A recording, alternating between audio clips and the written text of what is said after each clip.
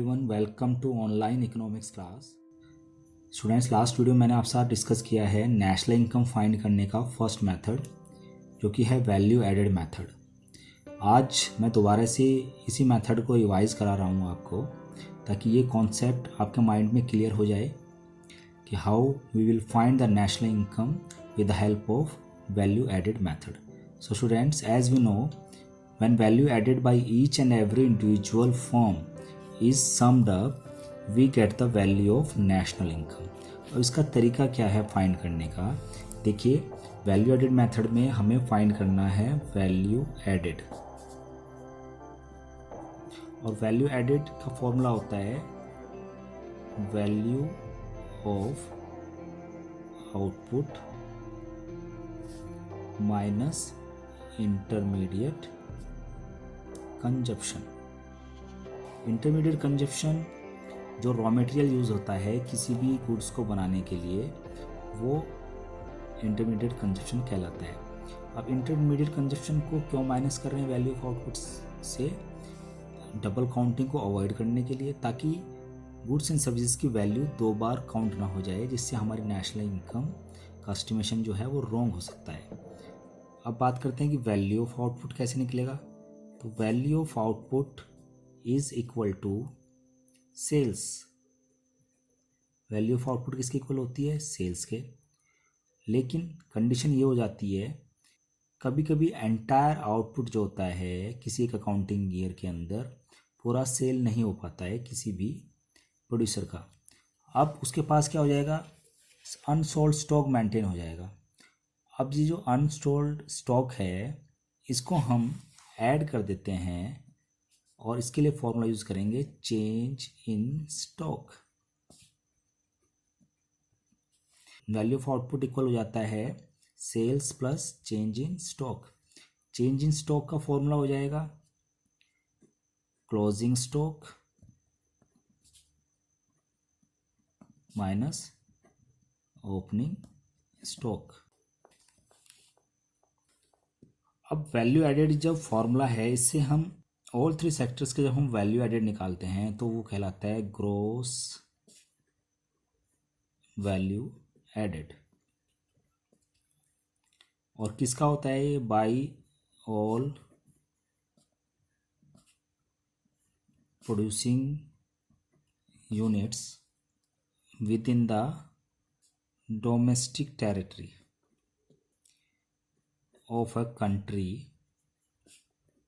during the period of 1 year।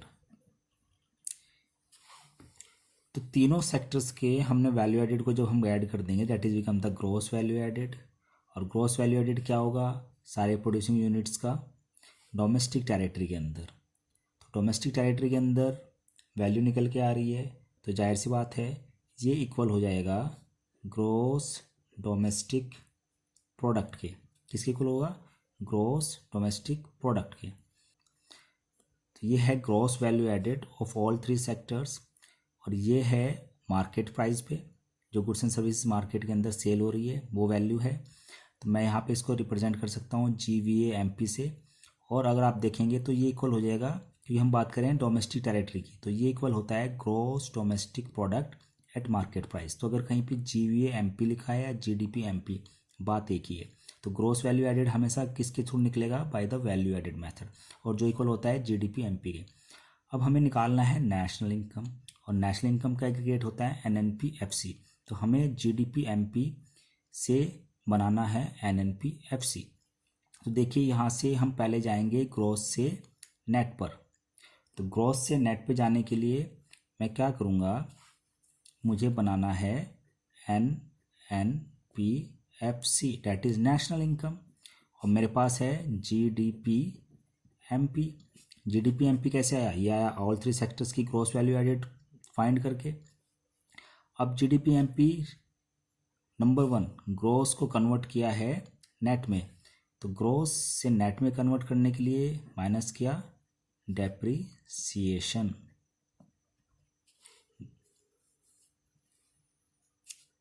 Now depreciation हो गया। अब नंबर 2 डोमेस्टिक डोमेस्टिक से हमें जाना है नेशनल पे, तो डोमेस्टिक से जब हम नेशनल में जाते हैं तो we are add NFIA। Number 3 market price given है और हमें चाहिए फैक्टर कॉस्ट। मार्केट प्राइस से फैक्टर कॉस्ट पे जाने के लिए वी विल -NIT।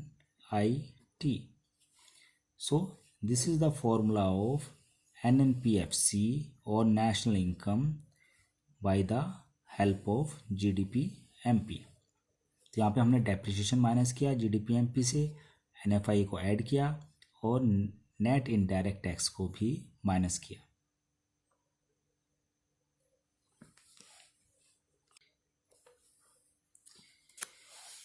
ये सेम फॉर्मूला आपकी बुक में गिवन है। Having estimated GDP-MP we find out NNPFC। GDP-MP हमारे पास आ गया है, gross value added market price के इक्वल होता है। हमें निकालना है NNPFC जिसको नेशनल इनकम कहते हैं। तो GDP-MP से पहले डेप्रिसिएशन माइनस किया तो G से बन गया, ग्रॉस से बन गया नेट, तो ये हो गया NDP-MP। NDP-MP में से अब नेट इनडायरेक्ट टैक्सेस माइनस किए तो मार्केट प्राइस से कन्वर्ट हो गया फैक्टर कॉस्ट में। अब हमें डोमेस्टिक प्रोडक्ट की जगह चाहिए नेशनल प्रोडक्ट, तो हमने क्या किया NFIA, इसको net factor income from abroad कहते हैं, उसको प्लस किया तो GDP-MP कन्वर्ट हो गया NNPFC और ये NNPFC कहलाती है नेशनल इनकम। अब हम डिस्कस करते हैं प्रिकॉशन रिगार्डिंग प्रोडक्ट मेथड और वैल्यू एडेड मेथड। जब हम प्रोडक्ट मेथड के थ्रू नेशनल इनकम फाइंड कर रहे हैं या ग्रॉस डोमेस्टिक प्रोडक्ट फाइंड कर रहे हैं तो हमें इस मेथड में क्या क्या प्रिकॉशंस या क्या क्या चीज़ें ध्यान में रखनी है while estimating the national income.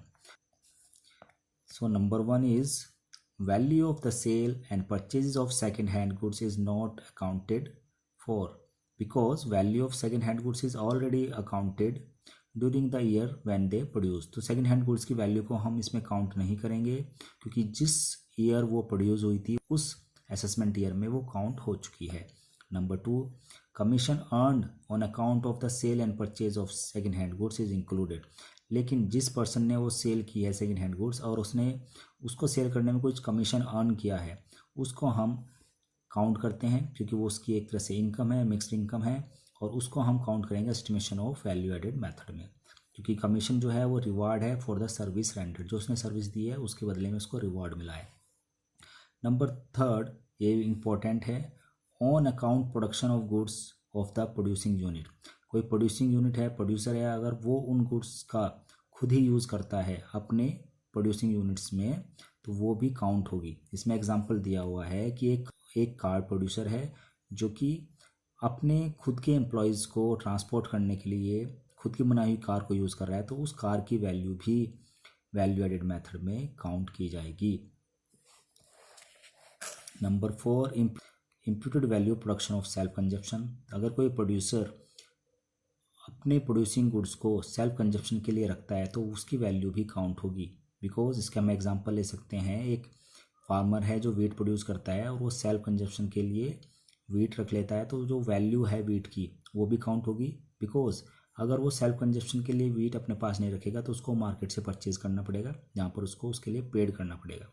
सो ये वैल्यू भी इम्प्यूटेड वैल्यू होती है और ये वैल्यू एडेड मेथड में काउंट की जाती है क्योंकि फार्मर इज ए प्रोड्यूसर।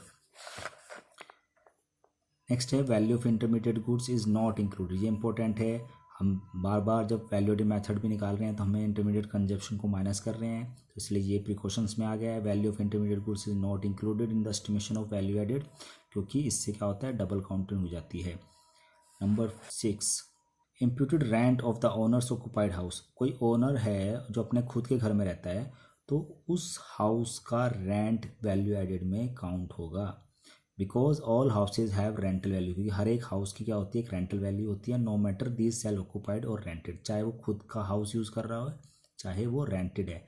तो अगर कोई अपने घर में भी रह रहा है तो उसकी रेंट की वैल्यू भी वैल्यू एडेड मेथड में काउंट होती है। नेक्स्ट है services for self consumption are not considered.